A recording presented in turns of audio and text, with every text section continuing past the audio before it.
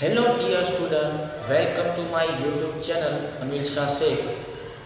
વિદ્યાર્થી મિત્રો, આજે આપણે આપણા ધોરણ 12 અર્થશાસ્ત્ર વિષયમાં ખૂબ જ મહત્વનો મુદ્દો લેણ દેણની તુલના એના વિશે અભ્યાસ કરશું.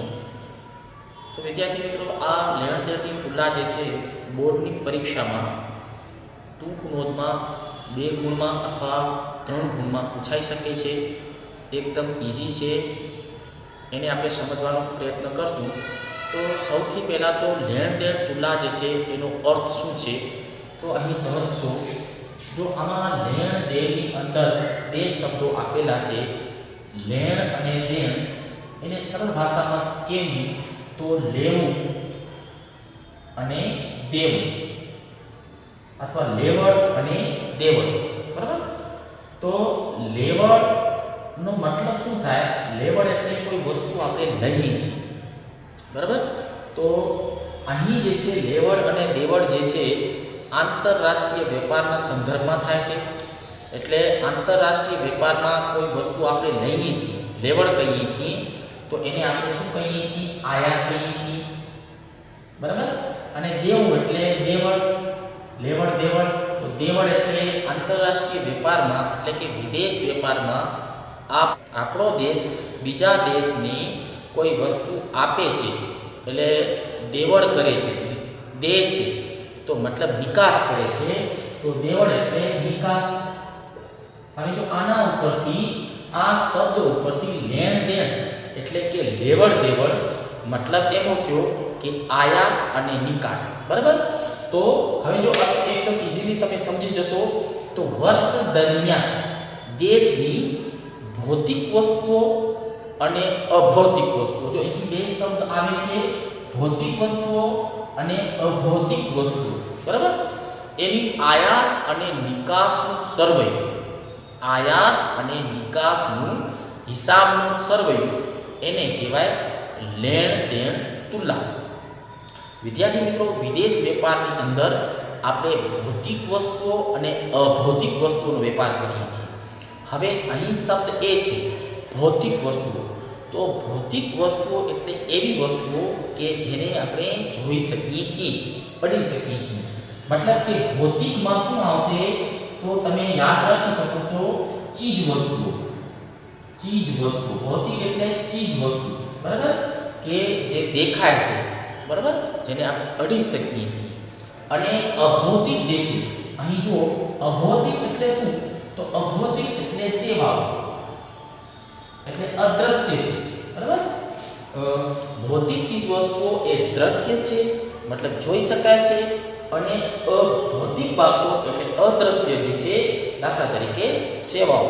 તો આ ભૌતિક વસ્તુઓ અને અભૌતિક વસ્તુઓ બંનેનું આયાત અને નિકાસ કરીએ છીએ. અને જે એનો હિસાબ જે તૈયાર કરવામાં આવે છે એને કહેવાય હિસાબનું સર્વૈયું. હિસાબ જે તૈયાર કરવામાં આવે છે, નામાની પદ્ધતિમાં નામું તૈયાર કરવામાં આવે છે. એમ કહેવાય છે કે એક ખાતું તૈયાર કરવામાં આવે છે. બરાબર? કે એક બાજુ જમા હોય અને એક બાજુ ઉધાર હોય.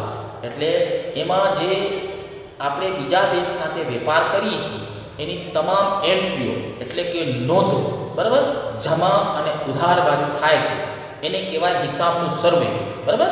તો શેનો હિસાબનું સર્વૈયું? તો ભૌતિક ચીજ વસ્તુઓ એટલે કે દ્રશ્ય ચીજ વસ્તુઓ અને અભૌતિક ચીજ વસ્તુઓ એટલે કે સેવાઓ, એ બંનેનું આયાત અને નિકાસનું વર્ષ દરમિયાન જે હિસાબનું સર્વૈયું તૈયાર કરવામાં આવે છે એને જ કહેવાય લેણ દેણની તુલના. બરાબર? આ છે અર્થ. હવે છે લેણ દેણ તુલનાની બાજુ. તો વિદ્યાર્થી મિત્રો, મેં તમને હમણાં જ કીધું કે લેણ દેણ તુલના કેવી રીતે તૈયાર કરવામાં આવતી હોય છે. તો એમાં 2 બાજુ હોય છે. બરાબર? એક છે ઉધાર બાજુ અને એક છે જમા બાજુ. બરાબર? અહીંયા આપેલું છે કે ઉધાર બાજુ અને જમા બાજુ. આપણે એક્ઝામ્પલથી સમજીએ તો અહીંયા તમે ધ્યાન આપશો કે એક બાજુ જમા બાજુ હોય, જમા, અને એક બાજુ ઉધાર હોય. આવી રીતના ખાનું પાડવામાં આવે છે. હિસાબનું સર્વૈયું છે. માની લો કે આ લેણ દેણ તુલનાનું હિસાબનું સર્વૈયું છે. તો એ સર્વૈયુમાં એન્ટ્રીઓ નોંધાશે. બરાબર?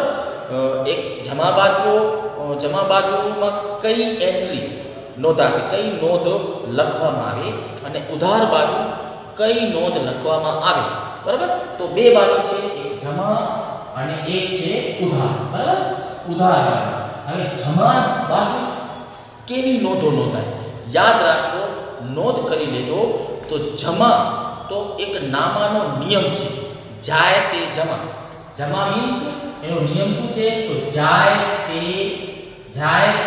જમા. હવે જાય છે મતલબ કે આવતી નથી પણ જાય છે.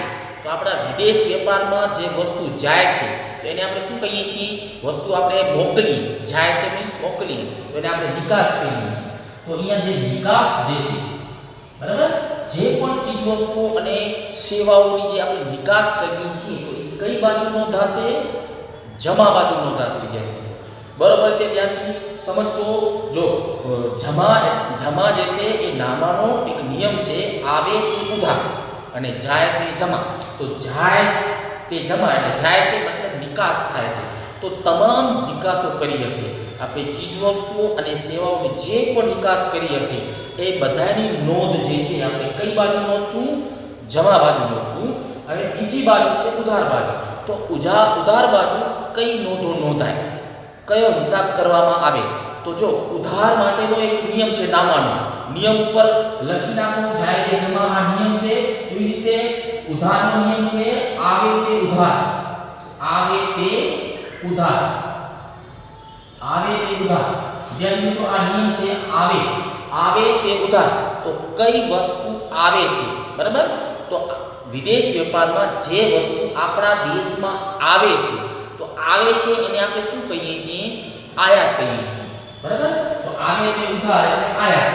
તો ટૂંકમાં એનો અર્થ એવો થયો કે તમામ પ્રકારની આયાતો જે છે, ચીજ વસ્તુઓ અથવા સેવા, એ બંને આયાતો કઈ બાજુ નોંધાય?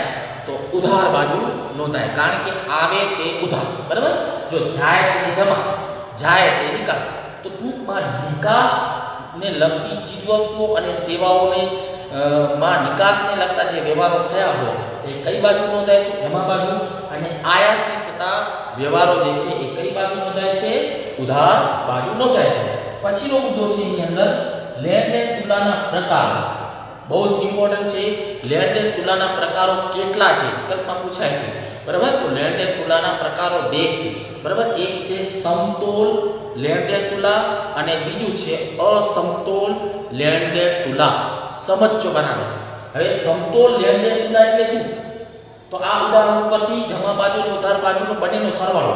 માની લો કે અહીંયા આપણે જે તે નિકાસ કરી, દાખલા તરીકે કોઈ x વસ્તુની, y વસ્તુની, z વસ્તુની આપણે નિકાસ કરી અને ઉધાર અને જમા બાજુનો સરવાળો માની લો કે 10,000, માની લો કે 10 લાખ રૂપિયા. આપણે ઉદાહરણ લઈએ છીએ 10 લાખ રૂપિયા. અહીંયા પણ 10 લાખ રૂપિયા, બરાબર? જમા અને ઉધાર બાજુનો સરવાળો જે છે કેટલો છે? 10 લાખ. માની લો કે અહીંયા પણ 10 લાખ. એટલે જ્યારે લેણદેણ તુલામાં, હવે સમજો, સમતોલ લેણદેણ તુલા કોને કહેવાય? તો જ્યારે લેણદેણ તુલાની અંદર જમા બાજુનો સરવાળો અને ઉધાર બાજુનો સરવાળો બંને સરખો આવતો હોય તો એમ કહેવાય કે આયાત અને નિકાસ. જો જમા એટલે નિકાસ, બરાબર? અને ઉધાર એટલે આયાત. મતલબ કે નિકાસ કમાણી, નિકાસ શું કહેવાય? કમાણી. અને આયાત ખર્ચ, એટલે કે કમાણી અને ખર્ચ, બરાબર? નિકાસ શું હોય? કમાણી હોય. અને આયાત શું હોય? ખર્ચ હોય. એટલે કમાણી અને ખર્ચ એ બંને સરખો છે એટલે સમતોલ છે. એટલે એને કહેવાય સમતોલ લેણદેણ તુલા, બરાબર? હવે એ પણ યાદ રાખજો કે નિકાસ જે છે એ હંમેશા શું હોય? કમાણી હોય, એટલે કે આવક હોય. નિકાસ હંમેશા શું હોય? કમાણી હોય. અને જે પણ આપણે આયાત કરતા હોઈએ તો આયાત શું હોય? તો આયાત હંમેશા ખર્ચ હોય. તો ટૂંકમાં કમાણી એટલે આવક, બરાબર? જેને આપણે બીજા શબ્દોમાં શું કહીએ છીએ?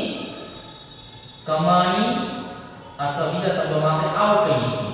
તો ટૂંકમાં આવક અને ખર્ચ, બરાબર? એનો અર્થ એવો થયો કે આવક અને ખર્ચ એ બંનેનો સરવાળો સરખો હોય તો એને સમતોલ લેણદેણ તુલા કહેવાય.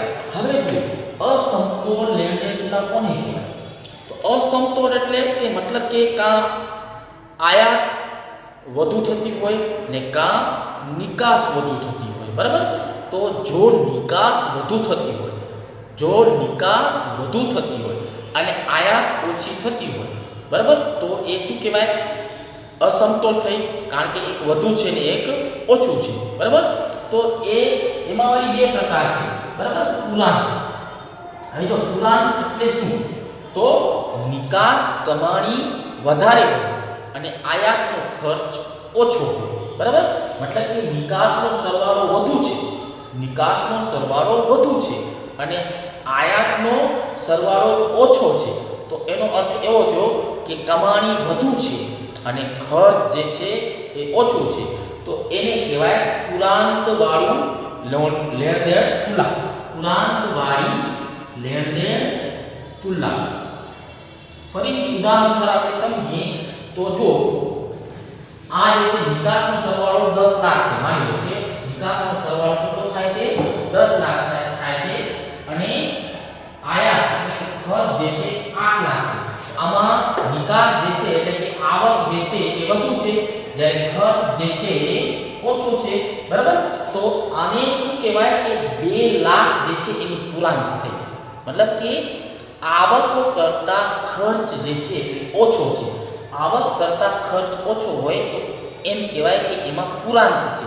તો લેણદેણ તુલનામાં નિકાસ આવક કરતા ઉધાર ખર્ચ જે છે એ ઓછો હોય, બરાબર.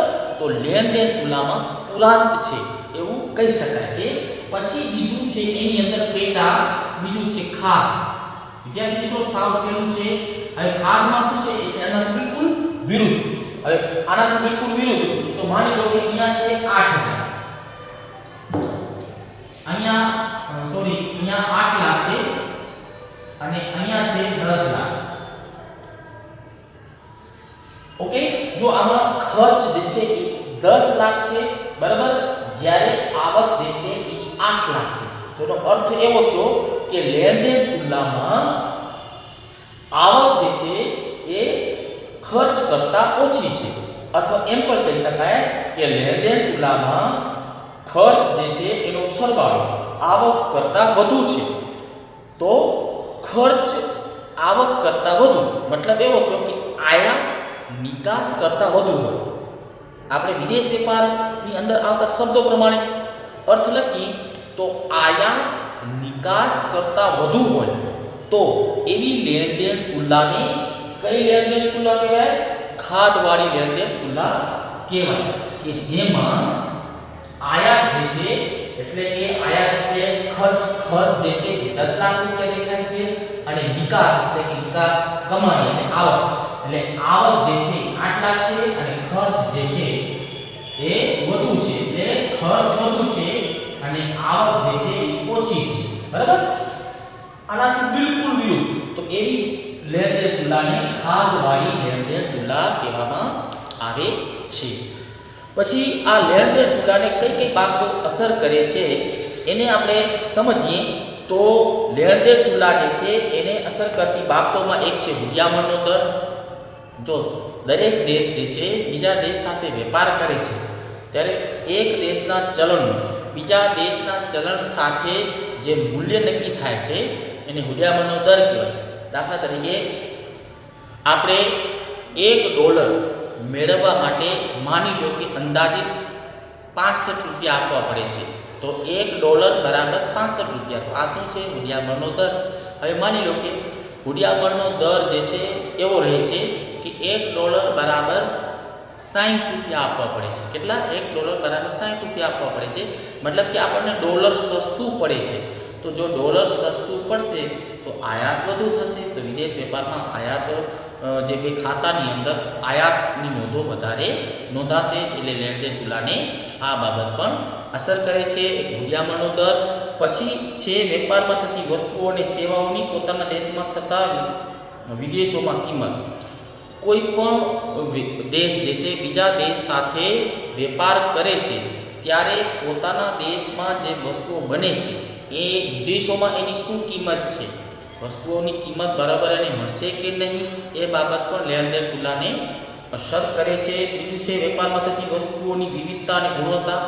જો વિદેશ વેપારમાં કોઈ પણ દેશની વસ્તુની ક્વોલિટી સારી હશે અને વેરાયટી પણ હશે તો એ દેશ બીજા દેશને વસ્તુ માની લો કે નિકાસ કરી શકશે અથવા બીજા બધા દેશો જે તે દેશ પાસેથી વસ્તુઓની આયાત કરશે, કારણ કે એ દેશમાં વસ્તુની ગુણવત્તા એટલે ક્વોલિટી અને વસ્તુમાં વિવિધતા છે, એટલે એ દેશ જે છે વધુ નિકાસ કરશે અને બીજા દેશો એ વસ્તુની આયાત કરશે, એટલે લેણ દેણ તુલા ઉપર ડાયરેક્ટ એની અસર આવે છે. અનિવાર્ય આયાતો, બધા દેશો અમુક જરૂરી પોતાના દેશના વિકાસ કરવા માટે જરૂરી આયાતો કરવી જ પડે છે, એને અનિવાર્ય આયાતો કહેવામાં આવે છે. દાખલા તરીકે આપણા ભારતમાં પણ પાયાના ઉદ્યોગોની સ્થાપના કરવામાં આવી, બરાબર. ધંધાનો વિસ્તાર કરવા માટે, ઉદ્યોગોના વિસ્તાર કરવા માટે જરૂરી યંત્ર સામગ્રી કે ટેકનોલોજી મંગાવી જ પડે, તો આ આયાતો કઈ કહેવાય? અનિવાર્ય આયાતો કહેવાય છે. તો એ પણ લેણ દેણ તુલામાં અસર કરે છે. પછી છે દેશના આર્થિક વિકાસનું સ્તર જે છે, જેમ કોઈ દેશ વધુમાં વધુ વિકાસ કરતો જશે, ટેકનિકલ પ્રગતિ કરતો જશે, ઉદ્યોગોનો ખૂબ વિકાસ થતો જશે, સેવા ક્ષેત્રનો ખૂબ વિકાસ થતો જશે, મતલબ કે દેશનું આર્થિક લેવલ જે છે, સ્ટેજ છે, સ્તર જે છે, બરાબર, એ દેશનું સ્તર જેમ ઊંચું તેમ એ દેશ સાથે બીજા દેશો વધુ કનેક્ટ રહેશે, બરાબર, અને વધુ વેપાર સાથે જોડાશે, એટલે આયાત અને નિકાસ વધુ થશે, જે લેણ દેણ તુલાને અસર કરે છે. પછી વેપાર પર રાજકીય અને કાયદાકીય અંકુશો, બરાબર. તો લેણ દેણ તુલા ઉપર રાજકીય અને કાયદાકીય અંકુશો પણ અસર કરે છે, કારણ કે એક દેશ બીજા દેશ સાથે વેપાર કરે છે, તો એમાં ઘણા દેશો સાથે અમુક દેશના સંબંધો સારા નથી હોતા, તો એ રાજકીય પ્રેશર હોય છે, બરાબર. વેપારીઓને રાજકીય પ્રેશર હોય છે, સંબંધો સારા ન હોય તો એની સાથે વેપાર ઓછો થાય. દાખલા તરીકે આપણા પાડોશી દેશ સાથ ચીન અને પાકિસ્તાન, આની સાથે આપણા સંબંધો સારા નથી રહેતા, એટલે એ દેશો સાથે આપણે ઓછો વેપાર કરીએ છીએ, મતલબ કે એ બાબત પણ લેણ દેણ તુલાને અસર કરે છે. રાજકીય સંબંધો સારા ન હોય તો પણ વેપાર નથી થતો, તો એ બાબત લેણ દેણ તુલાને અસર કરે છે. પછી વેપારના આધારે આપતી સવલતો, જેમ કે વાહન વ્યવહાર, સંદેશા વ્યવહાર અને અન્ય આંતરમાળખાકીય સુવિધા વગેરે. જો કોઈ પણ દેશ બીજા દેશ સાથે વેપાર કરે છે ત્યારે બંને દેશ વેપાર સાથે જોડાય છે, ત્યારે એ વેપારી બીજા વેપારીને જે અમુક વેપારી સુવિધાઓ પૂરી પાડે છે, દાખલા તરીકે વાહન વ્યવહારની સુવિધા પૂરી પાડવી, સંદેશા વ્યવહારની સુવિધા પૂરી પાડવી અને અમુક આંતરમાળખું પૂરું પાડવું. તો આ શું છે કે આ જો વેપાર સાથે વેપારને લગતી સર્વિસ જો આપવામાં આવે તો સ્વાભાવિક છે કે એની સાથે વધુ વેપારીઓ વેપારમાં જોડાય છે. તો આ બધી અમુક બાબતો જે છે લેણ દેણ તુલાને અસર કરે છે.